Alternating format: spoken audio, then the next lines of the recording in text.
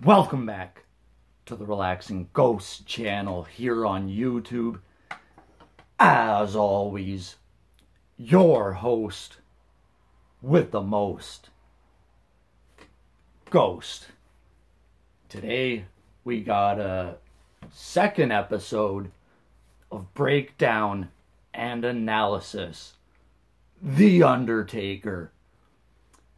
This will be Undertaker post streak era from 2015 through 2019, looking back at Undertaker's matches only after the streak was broken at WrestleMania 30.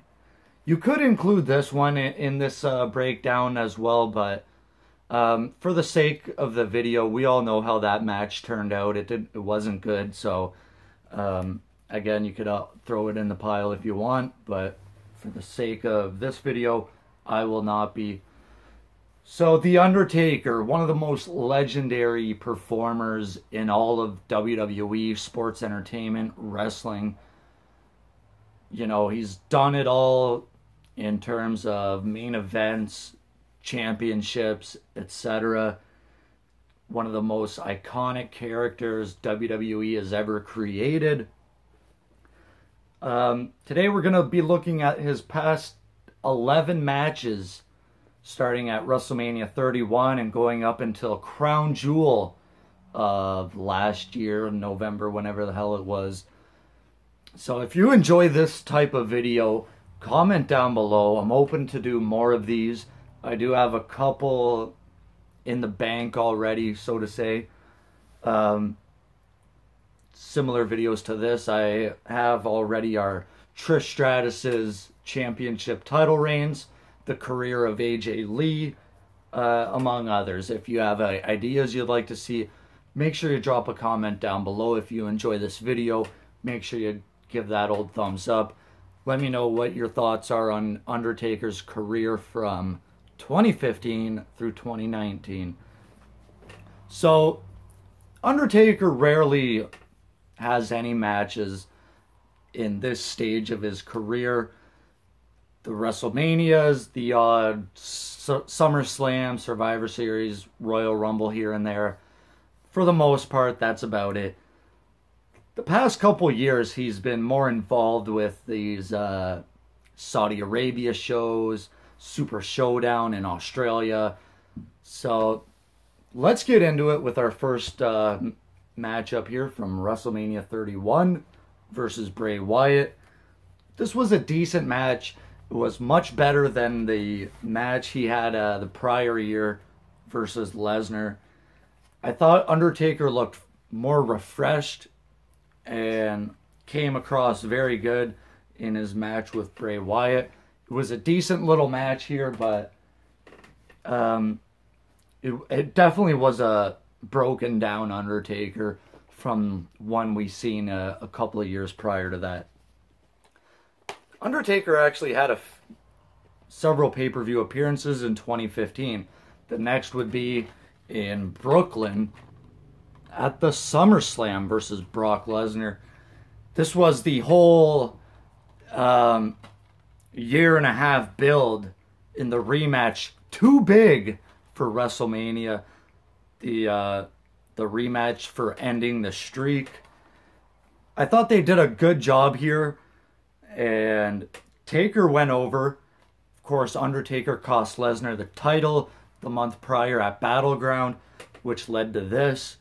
I thought this was a decent match. Undertaker won with Hell's Gate. Again, pretty decent match. Good show overall. SummerSlam 2015. Then we get to Hell in a Cell, an October show.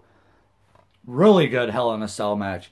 This was on par with their Hell in a Cell match, you know, a dozen years prior to this. You know, they had blood, there was hard-hitting action. They tore up the ring towards the end of the match, exposing the wooden panels underneath the canvas. Really good Hell in a Cell match between Taker, Lesnar, and one of the better Hell in a Cell matches over the last, 10 plus years of the Hell in a Cell pay-per-view. Really solid match between Taker and Lesnar there. And then we get into Survivor Series 2015. 25 years of the dead man. Overall, this was not a good showing for Undertaker. It was the Brothers of Destruction versus the Wyatt family. I believe it was Bray Wyatt, Luke Harper versus Undertaker and Kane. It was a good enough match. It wasn't anything special for Undertaker's 25-year anniversary. I thought this was decent. It wasn't as good as it could have been.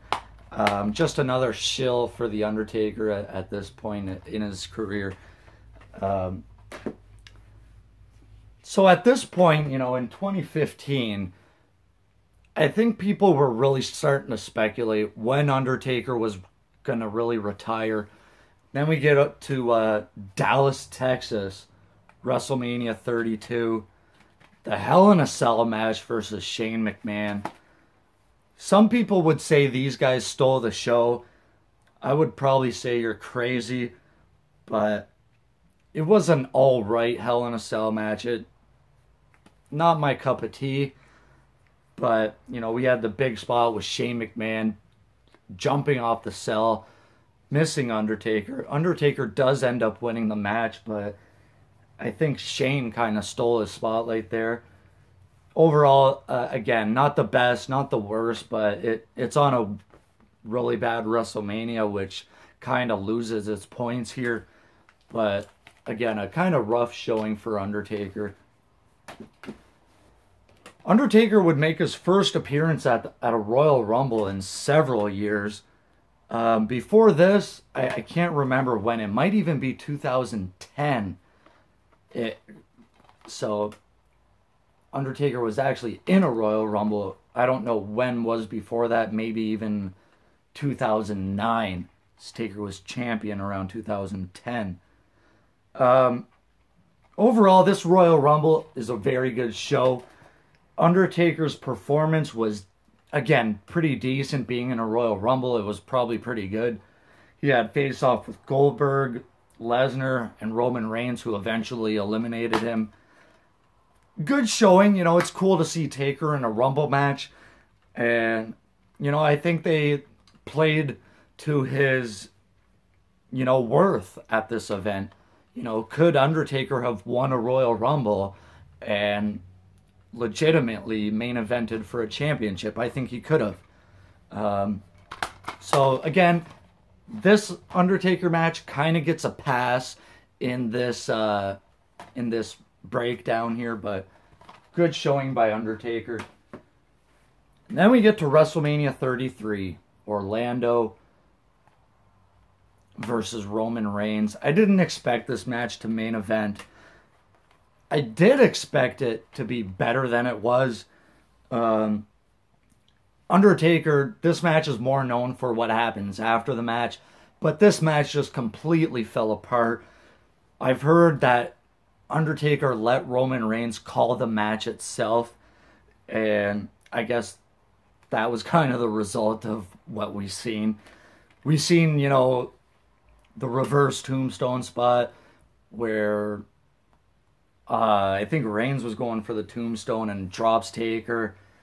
This is where we really thought Taker was retiring. Taker leaves his hat, gloves, and coat in the ring, and we think that's it. And the match itself is no good, but it's quite a spectacle to see. That awesome WrestleMania stage. It was a hell of a moment that would tear you up if you were seeing Undertaker, hypothetically retiring. We wouldn't see Undertaker for almost a year until he appeared at Raw 25, and then he appeared at WrestleMania 34 in a match with John Cena. The match only goes like 3 minutes, but it was a good match. I think Taker looked, again, more refreshing. He looked more fuller than he did in years prior. Muscle-wise, he looked like he gained a few pounds. I thought Taker looked very good in this, you know, for the 3 minutes that it was. I love the "you can't see me" spot where Taker does the sit-up and John Cena kind of does the double take and falls flat on his behind. But this is probably one of Taker's better short matches. And then we get into these Saudi Arabia shows. The Greatest Royal Rumble, which was supposed to be a casket match. It was. At one point, it was rumored to be with Jericho and then Rusev. And then it eventually was Rusev. But it was a good match. Good, solid casket match. I enjoyed it. You know, the typical Undertaker spots. But solid overall. Later that year, we had the last time ever Undertaker Triple H. I thought this match was good also, but I didn't like the shilling at the end. You know, the whole last time ever. Not a fan of the way they do that. But it was a good match overall. Much better than what we would see the next month. This, of course, set up for the Crown Jewel match, which, if you're like me, nobody wanted to see the Brothers of Destruction versus DX. That match, again, thumbs down. That whole pay-per-view was garbage. You know, the match just fell apart. Triple H tore his pec, and Shawn Michaels, in his return from retirement, pretty much carried the whole match. Definitely underwhelming, of course. Overall, I think Undertaker, it's time to retire. It's time to officially hang up the boots, the hat, and the coat. You should have really retired at WrestleMania 33. Even going back prior to that, WrestleMania 30. The perfect storyline to retire. The end of the streak. It could have been the end of The Undertaker. This is being recorded after the Super Showdown in Jeddah, Saudi Arabia. So I'll include that as well. Not a good match with Goldberg. Goldberg apparently gets knocked out. I don't think he was knocked out. I do think that was a little blade job. Not a good match. Undertaker almost gets dropped on his head from a jackhammer. They go for a reverse tombstone spot. Again, sound familiar with the Roman Reigns match. And Goldberg and Undertaker both fall over. Undertaker just goes for a choke slam. 1, 2, 3, and that's kind of the end of that match. Undertaker did not look like a happy camper. And for me, it's probably going to be better to see Undertaker in the ring with much smaller men. Guys like Seth Rollins, AJ Styles, Daniel Bryan. More workhorse type wrestlers. If it is going to be bigger guys, bigger legends, it's probably going to have to be safer guys like Randy Orton or even Triple H again. But let me know your thoughts on Undertaker's post-streak career. Overall, I think it's been a more thumbs down matches overall. I mean, you look at the Survivor Series 2015, WrestleMania 32, 33, 34 was good, but come on, 3 minutes, Undertaker and Cena on a match that wasn't even advertised for a WrestleMania. They had us, you know, will John Cena or will Undertaker accept Cena's challenge? And Greatest Royal Rumble was, again, good, but not really good enough. Super Showdown was, I liked it. I thought it was all right, but Crown Jewel was just crap. I think Undertaker's time has definitely passed him.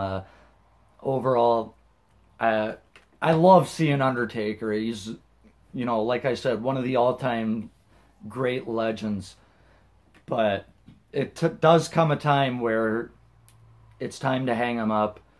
I think it's that time. Let me know your thoughts. If you enjoyed the video, comment down below. Let me know some of your favorite Undertaker matches post-streak. We'll talk to you later. Peace.